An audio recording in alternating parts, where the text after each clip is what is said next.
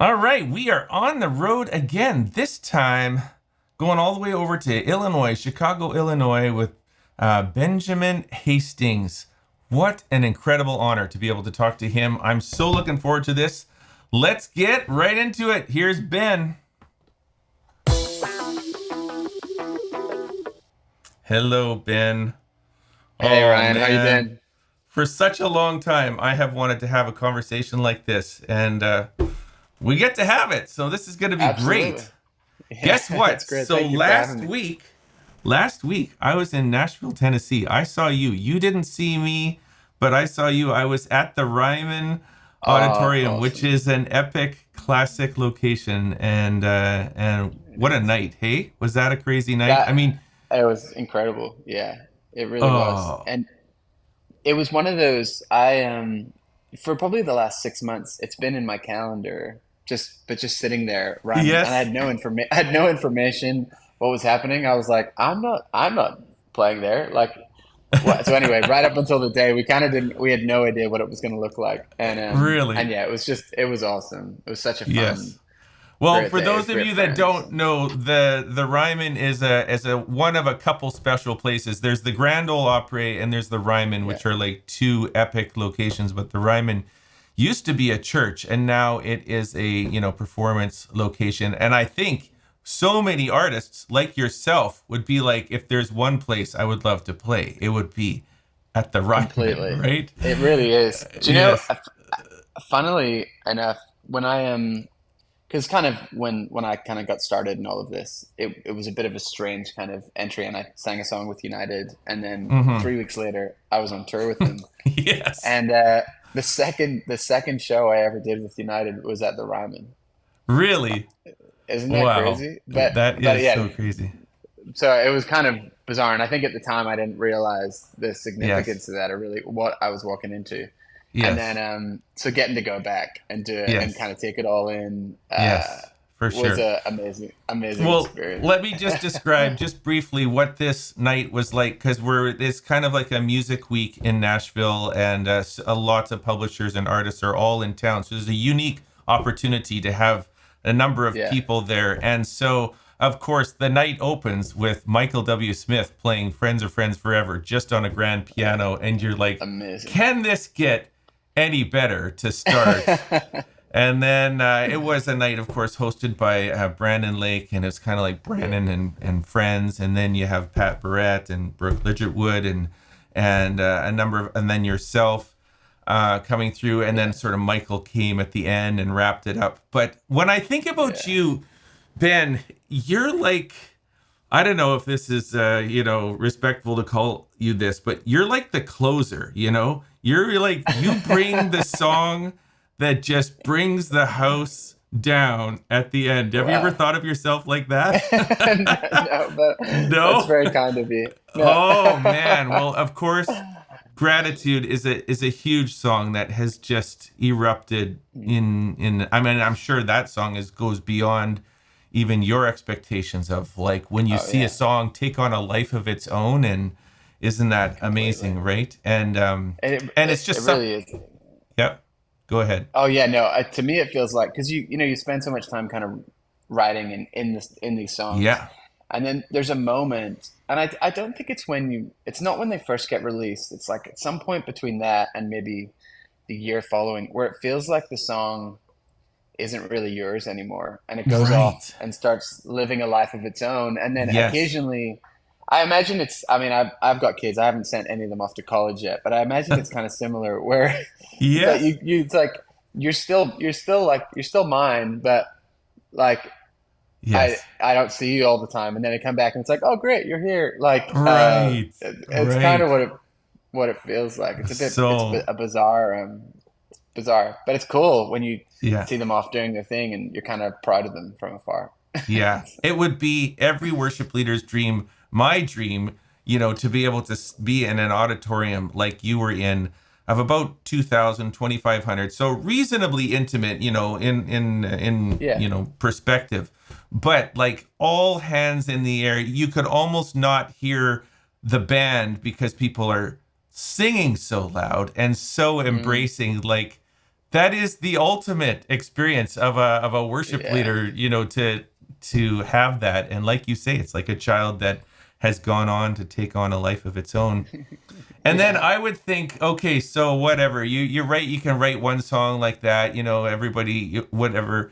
Can you do it again? And then this next new song, Abandon, it's like a different song but the same kind of powerful response. It's like you've just birthed a new child. Wow. Right? Yeah. Yeah. Yeah. I yeah, that I've been really excited to see that song kind of resonate and Yeah. land with people. Especially actually the other night was I've only got to do it with a full band like a number of times because a lot of what Mm-hmm. I've been doing recently is like I've got my own little kind of small setup and I'm Yeah. it's kind of just Yeah. me up there. So the other day getting to do it with the band again and it was just so it was amazing actually, and to see the room kind of actually take it and respond to Yes. it, and it was so encouraging. Yeah. And yeah, I'm really excited to kind of see where that song goes and Mm-hmm. what that life of it looks like. Yeah. It's funny that we actually this is a funny story, but so we actually wrote that song for Brandon, Mm-hmm. and he was meant to sing it, and it was kind of on this list, and he had so many amazing songs for his Coat of Many Colors record, Mm-hmm. and so it was kind of on this big long list, and we were all really excited about it. And then near the time, he kept calling me and saying like, "Hey, what are you gonna do with that song More?" Which was a song that we'd written together for my album. It's like an upbeat kind of song. And I was like, well, I'm probably gonna sing it. And he was like, oh, okay, okay, okay. But every few months he would call again and be like, hey, you definitely gonna use that song? You definitely gonna use that song? And it was right at the end. He'd already handed in his record. But he calls me. He's like, hey, I'm just checking one last time. Are you definitely gonna use that song? And I was in New York at the time, and I don't know whether Wall Street rubbed off on me or something. But I was like, look, I'll make you a trade. I No. was like, Okay. I was like, you could do more if I can have abandoned. And he was like, all Oh, right, deal. So we traded, and then we sang in each other's versions of the songs, obviously. But yes. it was a really funny. I've never done that before, where we made like a hard swap. Little, And yeah. about 2 weeks later, I was on tour with him, and the first night, it was the first time that song had ever been heard by anyone. And I just thought, I'm going to try this on this tour and just see if because I felt like it was special, but you never know really until you see it in a room and people get a chance to respond to it, and they really tell you pretty quick whether your instincts were right or wrong. Yeah. And it's gone both ways for me lots of times. But anyway, we do it that first night, and I tell that story, and I say something like, you guys can tell me at the end whether it was a good trade or not. And Yes. the room, it really did. The room just lit up. And I remember Yes. Brandon's manager hit him, and he was like, "What? What did you What do were that you for?" thinking? Anyway, Well, let's so just say anyway, Brandon's yeah, got lots of great songs. So, just he go write does. another good song, Brandon. That He's was, doing fine. Yeah, he is just doing fine, I'm sure. So, fun yeah. fact, I spent Hmm. the last 2 weeks of September in Northern Ireland. No way. Yes. And I just Wow. discovered, I didn't realize you grew up there or you're from Northern Yeah, Ireland. yeah. So, And like, did in you like fact, it? I don't know if you recognize this sweatshirt, but this is, look at this. I wore this for you. This is Port Stewart. This is Oh yeah, Harry Shack. Have you ever been Harry there? Sheck. I don't think I've been to Harry's, but I know Port Oh, Stewart Strand very Port well. Stewart. There you go. Well, that's where I Very was well. It's staying. beautiful. If No you way. ever want to go and get some amazing fish and chips, shout out to Harry Shack in Port Stewart. It was Harry Sheck. recommended to me by a friend. But what an incredibly beautiful, breathtaking country that you are from. The green, It really is. luscious, rolling landscapes, the cliffs Yeah. that just have like God's creation written all over them, and then of Yeah. course the castles, which is kind of like man just trying to put his stamp on things. But Yeah. there Right. again, you just are like in awe of history. So, Yeah. but You would that's have seen amazing. Hmm. you would have seen Dunluce Castle, right? That's right Yes. on that the Yeah. beautiful ruins right on the Yeah. cliff, and Yeah. the Giant's Causeway Yeah. and the Giant's Carrickferry Causeway. rope bridge and All of it's that stuff. amazing. Have Yeah. you walked all those same paths and Yep. the bridge and everything? I'm sorry for those I of you listening that love it. you'll have to Yeah. go to Northern Ireland to see this, but Yeah. I don't know. I just And wanted to, yeah. some great golf up there as well. If you're, I don't know if you're a Yes. golfer, but Royal Portrush, Port Stewart, Yes. beautiful course, some of the Yes. best in the world are Yeah. up there. So when is the last time that you actually lived in Northern Ireland, or how did you make that transition away from such a great land? Yeah. Since I really lived there, it's been 12, 13. What was I was 19, 13 years. Yeah. Um, so I left when I was 19. I went over to Australia and did Bible college over there. Oh, okay. And that was really where I kind of ended up meeting all the Hillsong Yes. guys and kind of embarked on that journey, which is a whole other story. But it yeah, I still love it. Back home, my mom and dad are still there. Yes. Um, although both my brother and I now live in Nashville, so I wouldn't be Right. surprised if they started kind of doing a bit of back and forth. Right. But yeah, I go back pretty often. Actually, this album that I just finished, I was over there and kind of got I got a little. I was switching over my visa, and it took a lot longer than I thought it was going to. Which is actually a story that's happened to me multiple times, and it always seems to happen at the perfect kind of time to give clarity, kind of at the end of a process, because it's such a Yeah. peaceful place.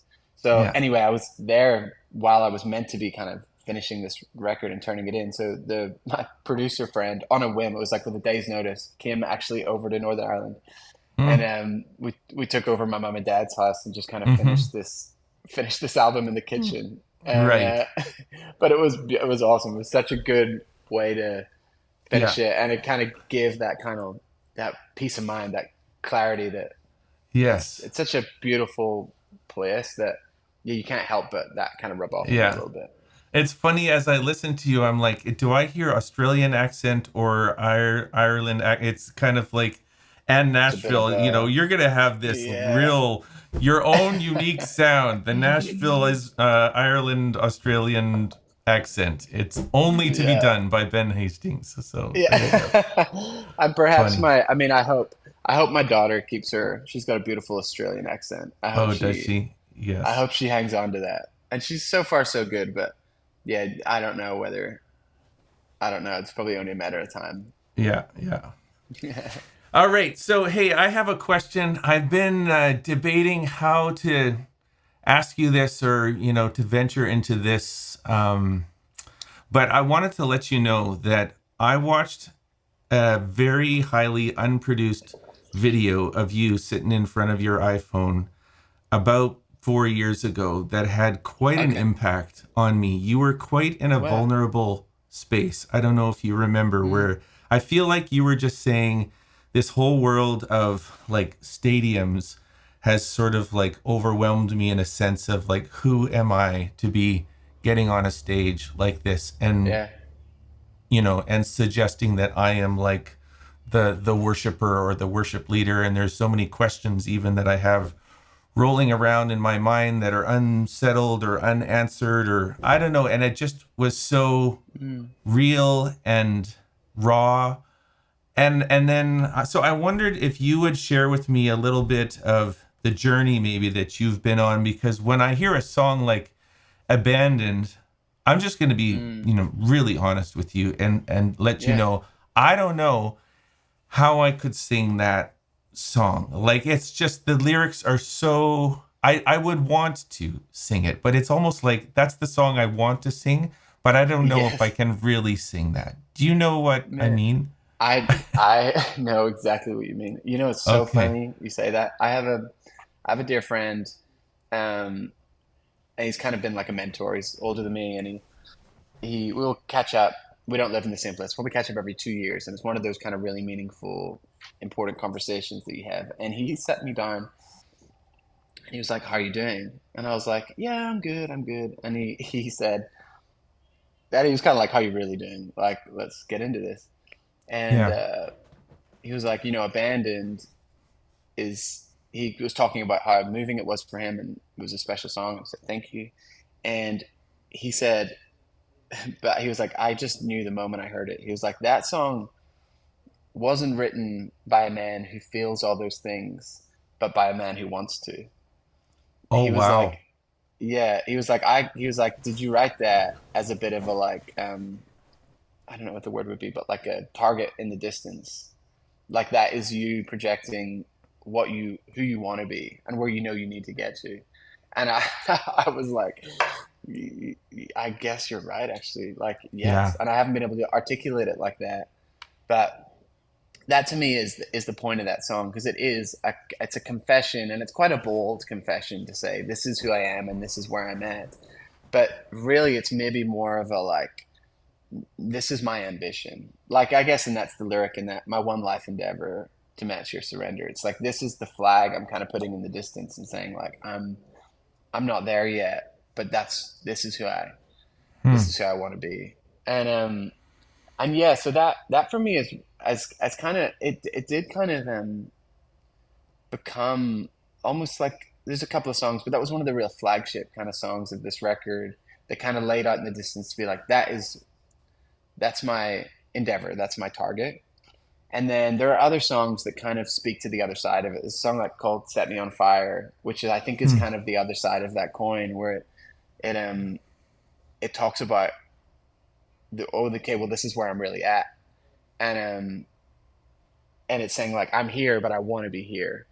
And I think even in part of that journey in the album, I feel a lot closer to the guy that wrote "Abandoned" than I do than the guy that wrote "Set Me on Fire." If that makes sense. Like I think Hmm. I'm really grateful to say that um, I feel like I'm moving in the right direction, Hmm. and I probably feel closer to God at the minute than I have felt in a really long time. So that's actually been a really beautiful part of the kind of the journey of it and the discovery for Hmm. me.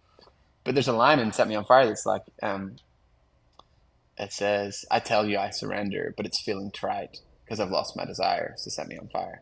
Wow. And Yeah. it's like kind of that was literally me unpacking those kind of internal thoughts, and it was I wrote those lyrics right after I met with um, my friend that I was talking about. So Yeah. yeah, I fully relate actually to that sentiment, and I think there's so much right of worship music that actually when you really unpack it, that's a lot of kind of what the songs are doing. They're trying to pull out um, the best in you to highlight the best of God, you know? So it's like there's the songs that are they're magnifying God and they're saying like, here's God, here's how incredible he is, and here's my reaction to that. And we don't always necessarily feel the reaction that the words are giving us to sing, but somewhere in Hmm. the process of it, we kind of find you kind of are reminded of that the truth in like the I guess the spirit man or the I don't know how to say it, but you're Yeah. reminded of that thing inside you that says, no, no, no, yeah, this is who I am, this is what I'm made Yeah. for,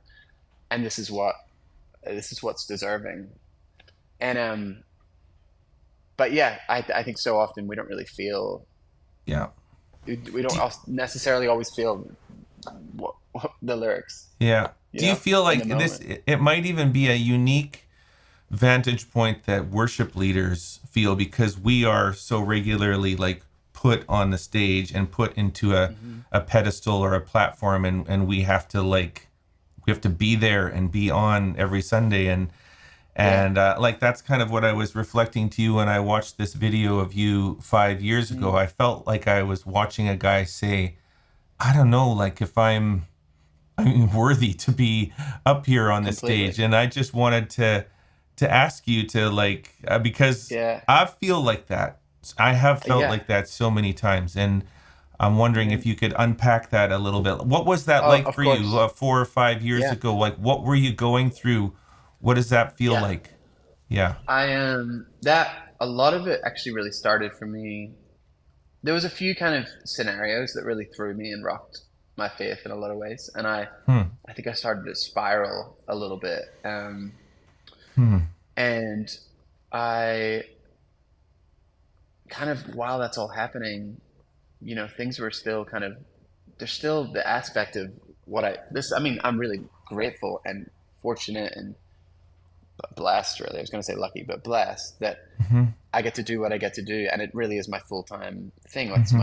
it's my focus, It's it's what my you do. job, and Yeah. exactly, and it feels like a lot more than a job, but it is really at the end of the day, like it's my day to day. And so when these sort of questions and um, things started to rise up in me, it was like, well, I can't just stop. I can't just put everything on hold Yeah. and figure. I mean, I guess I can, but it's also like this is everything to me. This is Yeah. everything I do. This is my whole life. Yeah. So you kind of are forced. And I don't think that's always the right thing. I think there probably are times just to take a break and try to figure Yeah. things out. But um, we had a tour coming up in South America, and so I decided, I was like, I'm going to go on this tour, but I'm still very kind of, I was pretty torn inside. And we would do these nights, and man, South America is just amazing and crazy. And one of the first ones we did was in Brazil, and there was like, I think 25,000 people. There was in this giant field outside, and they're just so passionate and so Hmm. fired up. And like I'm out there, um, leading these songs, and really from the bottom of my heart, trying my best to mean it. Like I'm really trying to pull what's ever in me to be like, and I'm the guy. I wrote the song, so it's like I do mean it, or I did mean it, or like this comes from me. But in that moment, I'm feeling all this tension and confusion, and I've got a lot of questions for God.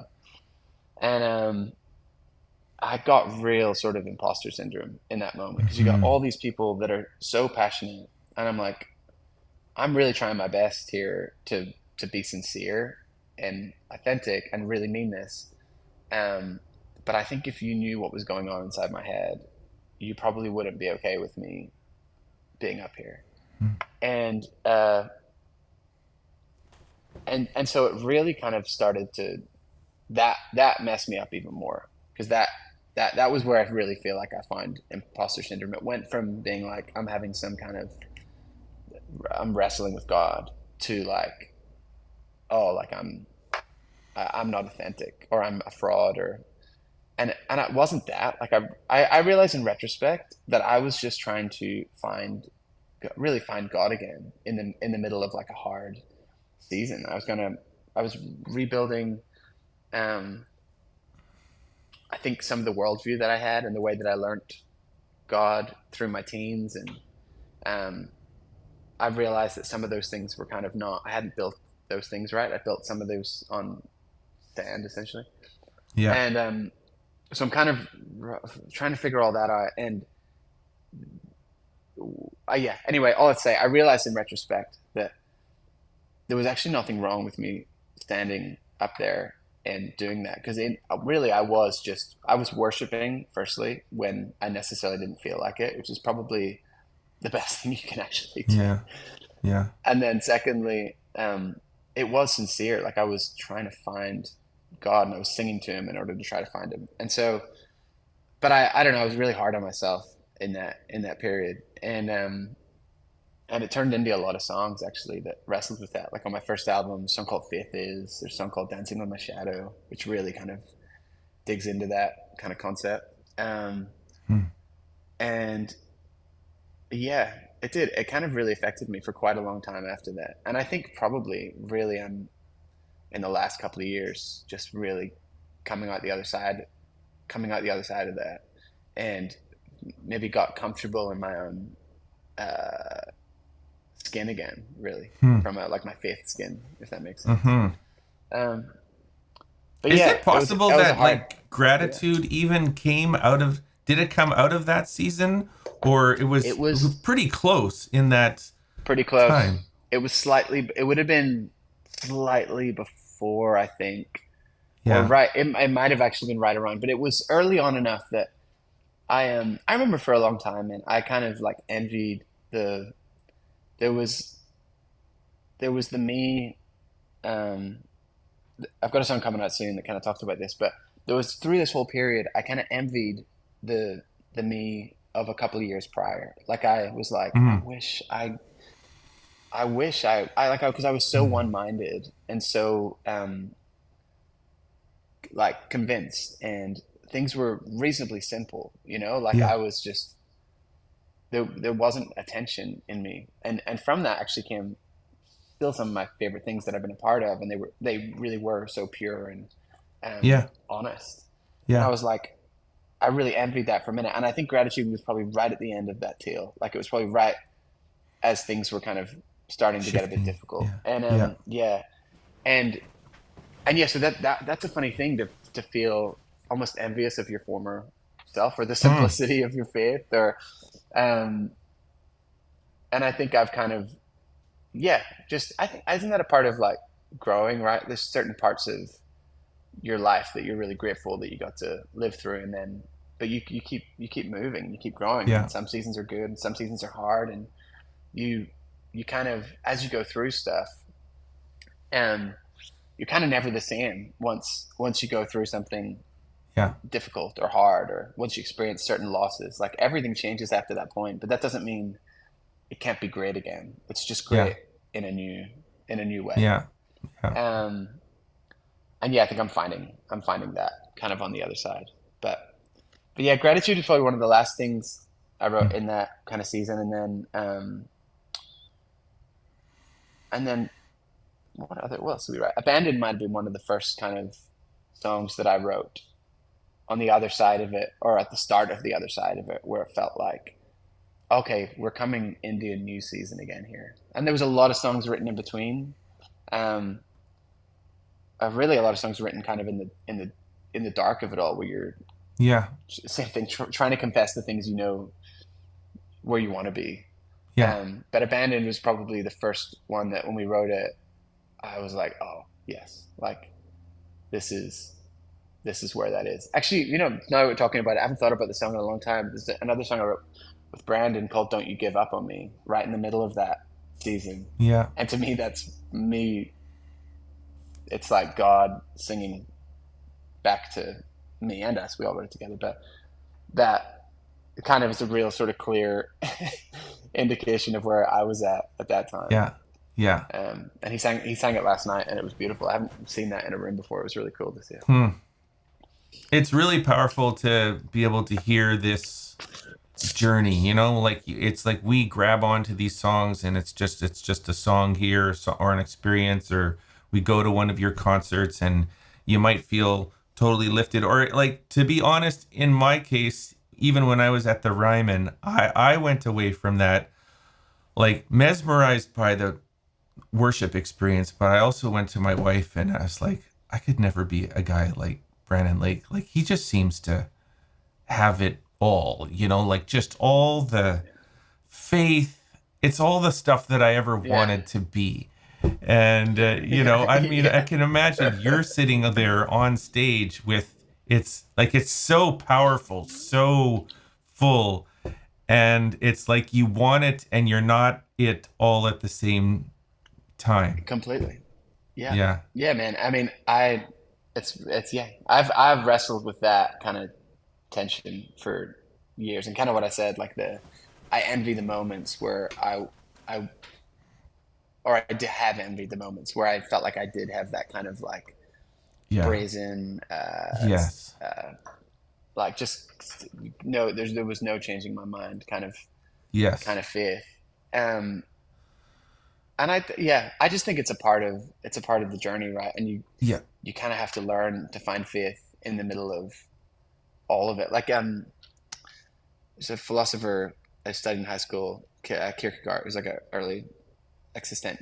They call him the father of Mhm. existentialism, but he kind of has this metaphor, and he wrote it in Dutch, so I'm gonna butcher it. It doesn't really translate exactly, but the idea is um, you can't have faith without doubt. Like when you sit down on a chair, the chair in your kitchen, you kind of know that you're not really exercising faith by sitting in that chair. You're fairly convinced that the chair is going to catch you. You don't even think Yes. about it. Yes. So Yeah. um, he's like, faith is when you sit on like a.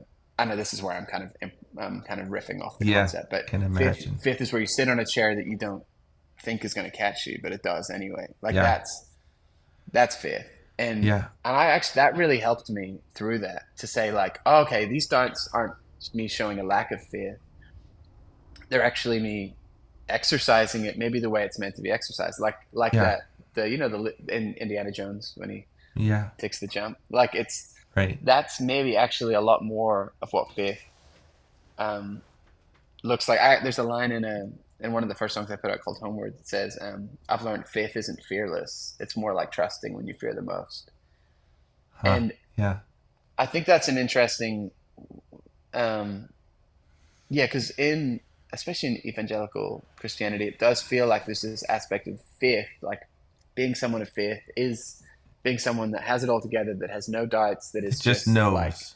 Yeah. just knows. And I Yes. think that can be true, and I think that's beautiful, and I've had my seasons where I felt like that. But I also think the faith is just as, maybe even more beautiful to God when you actually are wrestling and struggling, and you Yeah. just say it, and you just are like, yeah, but I'm gonna Yeah. trust you anyway. Yeah. Um, and yeah, and I See, think it's maybe okay. It's okay to feel that, you yeah. know. I have this hunch that and with all the amazing worship leaders that I saw on the stage, was from Michael W. Smith to Brooke and Brandon and all of that, but I just noticed, like I called you the closer, where you just come up with your acoustic guitar and you're basically playing a 3 or 4 chord song, but Yeah, the entire church erupts in a level of intensity that just, even I see Brandon, who put on this amazing show, but then he's just like, oh, I'm just gonna like observe this taken to a whole new level now. mm, But that, I think what I see is when that overlays on a story like what you have, which doesn't mm, necessarily need to be everybody's story, but if it is your story, to yeah, not run from it. Like, you're just embracing who you are. And for anyone who's listening to this, to just know that there's something pretty powerful that can come through that kind of raw vulnerability when yeah, it collects together in the heart of a worship leader. And I saw that. I kind of experienced that. And wow, I knew this, because I watched that unproduced little video of you sitting in front of your iPhone saying, I'm almost ready to give up. Like, I don't know if I should be yeah. doing this anymore. And that was about 4 or 5 years ago. And, Mm, so wow, thanks, I man. almost thought, when I was going to ask all this, I thought maybe I should just tell Ben that we were not going to record, and I just want to have a conversation with you just off the record. But Yeah. I think this is okay. Like, I think Oh, some worship I'm leaders very, should be, yeah, yeah, I love talking about this actually, because I think it is um probably a lot more people's story um than they I think it's sorry, I think it's a few things. I felt like I've seen a lot of people kind of go into this kind of, the kind of season that we're talking about, and feel maybe not come out the other side, because they felt like once they entered this, it's like, okay, well, now I'm kind of done. I can't do this anymore, or I can't, right. and kind of all the things that I felt. I fully understand that. Um, and so part of why I've wanted to do this somewhat publicly, and there's obviously things that I'll keep between me Yeah, and like yeah, God and yeah, the people closest. But like generally, I wanted to show the kind of journey of it, because hopefully it allows people to feel, like they can get to the other side of it too. yeah. Um, there's a sorry, I keep quoting my own songs, but it's just interesting because I haven't It's thought all about a lot great. of these in Yeah, a it's minute. But fine. like, the first line in a song called Faith is says, "I'm not a lost sheep. I just feel alone in the flock." And I think I think a lot of people feel like that, where they're like, I don't look like that person, and I don't feel it the way that they feel it. But that doesn't make it any less sincere or any less. I actually think it's just beautiful that you're there, and I Yeah. think God probably really appreciates that. Hmm. And there is something on the other side of it, and I hope that in some way, kind of showing some of that journey publicly allows more people to feel um, okay in the gray, you know, because so much of life does get gray, and Yeah. you, you're not uh, yeah, you're not excluded just because you're Yeah. in that kind of Yeah. season. Um, Yeah. yeah, Thank you it's for my that. hope. Thank you. I hope that, I mean, it's encouraging for me, but I hope this can be encouraging to others listening into Yeah. this kind of tender space. And also Mm. just even to have that perspective, like talking about that, you know, the abandoned song, which is even reframing it to be like, it's almost okay to be singing it as like, this is what I want to Yeah. say. I love that you Yeah. even identify with that. Yeah. It makes it Completely. more accessible, right? Well, Maybe I yeah. can sing There's that that. song. There's the line at the end, and it challenges me every time that don't care who sees me. I very much do care who sees me. It's like Yes. I'm Yeah. trying. That's where I'm trying to get to, Oh, where it's like, like, you yes. know, if I did just stand on the street and sing that, I'm sure I would feel very self-conscious. But Yeah. I want to be the kind of guy, Yeah. and I hope I'm moving closer towards that Yeah. doesn't care if I went and sang Very it on the good. street or whatever that is. So yeah, So great. So great. Okay. Well, just to kind that's right. of bring things to a close. So we do have a lot of these songs we've been talking about. I hate to turn this into, you know, just, but I want to show No, you the songs. This is the latest album. Did this come out today? yeah, like As a I'm few days speaking, ago, a few Friday, I days think. ago. Yes, Yeah, very just recent. so recent. So there's the abandoned song. We've been talking about that, and a number of really sweet songs representing some Aiden King. I know, and Matt Crocker. You guys go Yeah, back a long time. yeah. So, anyways, we have the music there, Well, and thank you. we've been following you for many years. But I don't think we ever have had this opportunity to put the real deep story behind the songs, and this has been Yeah. very special. So No, it's been thank you for awesome. that. Thank you, man. I All appreciate the right. time. Yeah. All right. Thank you for the time and Okay. all the best in Illinois. I know you're with Brandon Lake tonight, so you're Thank actually you. literally in a couple Yeah. hours just going on and doing it again. Yeah. So, I am. It's gonna be awesome. I yeah, can't I'm wait. sure it will be. All right. Thank you. This is Ryan Dahl Hey, and Ben man, thank you Hastings. so much. Catch you later. See you then. Bye.